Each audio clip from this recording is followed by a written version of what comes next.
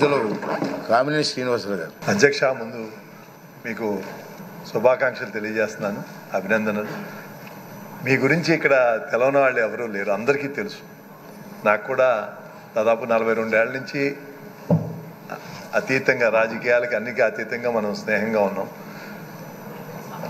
కొన్ని విషయాలు వాళ్ళు చెప్పారు, మీరు ఎలా మాట్లాడతారు, కానీ మీ స్నేహభావం, మీరు నమ్మిన సిద్ధాంతానికి కట్టుబడి ఉంటాం, అలాగే నిష్కర్షగా నిర్మోహంగా మాట్లాడతాం, మోస్ట్ డిపెండబుల్ పర్సన్గా మీరు ఒక మంచి పేరు తెచ్చుకున్నారు. ఇవాళ మీ మీద చాలా చాలా పెద్ద గురుతర బాధ్యత ఉంది.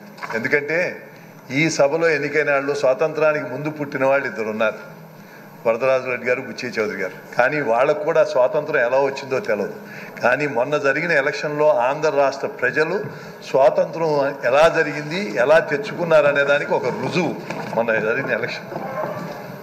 స్వాతంత్ర పోరాటం ఏం జరిగిందో తెలియదు, మొన్న ప్రజలు ఆ రకంగా తీర్పిచ్చారు ఎన్డీఏకి.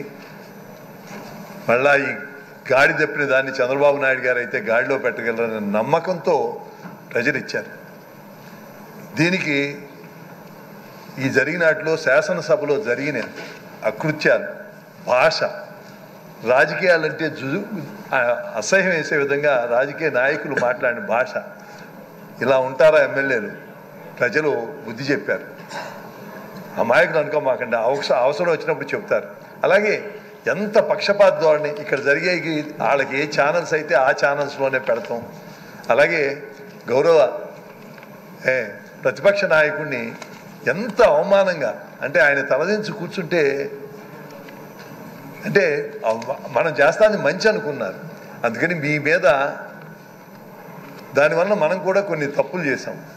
తప్పులంటే విధానాలు మార్చుకోవాల్సింది. నేను నిజంగానే 70 ఏళ్ళ వయసు నిండిందని 2018లో నేను ప్రత్యక్ష రాజకీయాలకి నేను ఇంకా విరమించుకుంటానని ప్రకటించాను. కానీ ఇవన్నీ చూసిన తర్వాత మనసు, నా వంతు పాత్ర నేనేం పోషిస్తున్నాను అని అసలు ఇంకా దీనికన్నా ఈ దుర్మార్గ ప్రభుత్వం పోవటం కన్నా ఈ రాష్ట్రానికి ఇంకేమీ లేదు అని మళ్ళా రావాల్సి. నేను శాసనసభలో అన్న మాట తప్పాల్సి వచ్చింది.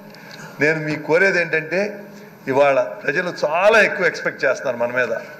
అందుకని అర్థవంతమైన చర్చలు జరిగి ఈ శాసనసభ ద్వారా మళ్ళా అట్లాంటి చీకటి రోజులు రాకుండా చూడవలసిన బాధ్యత మీ మీద ఉంది. తప్పకుండా మీకు మేము అందరం సహకరిస్తామని చెప్తూ సెలవు తీసుకుంటున్నాను.